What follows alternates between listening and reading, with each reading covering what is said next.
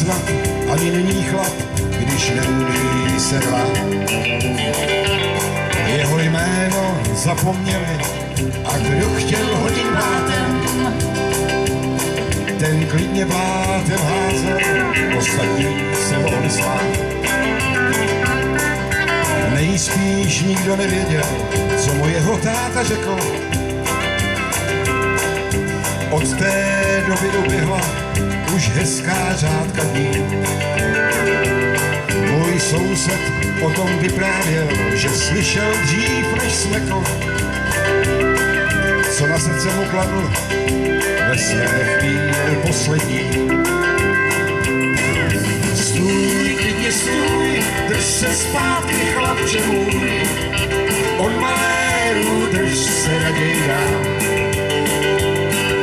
Ruku na to dej, špatný příklad ve mně měj, já na siláka rád si často hrál.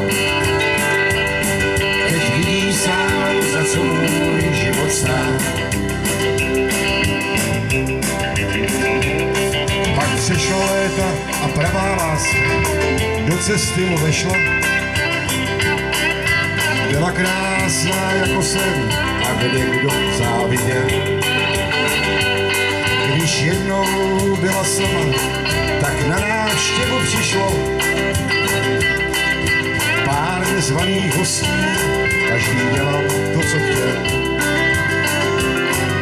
Když pak vstoupil do dveří a uslyšel, jak pláče, pochopil, že stane se jen to, co udělá. Kouk na obrázek táty, na chvíli se mu zdálo, že znovu slyší, jako kdysi ta slova vzdálená. Stůj, klidně stůj, drž se zpátky, chlapče můj, od maléru drž se raději dál.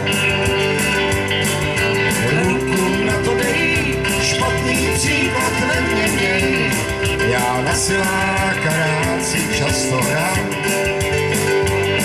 Teď vidí sám, za co můj život stál.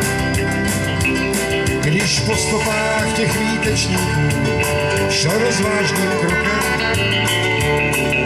prázdnou duši měl a v očích divnej chlad. Jen malou chvíli volali, to je ten, co mu stojí. Pak v tichu náhle byl by slyšet špendlík, kdyby spal. Jen malá mužka na zdi snad podívat se směla na spoustu boulí podlitin a různých jiných hran.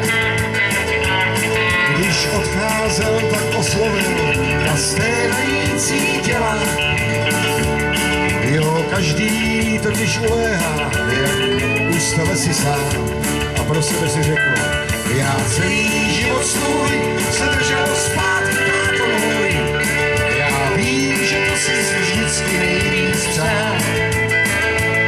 Však nemá smysl víc, rádi nastavovat víc, když chlapem zkrátka člověk už se stal.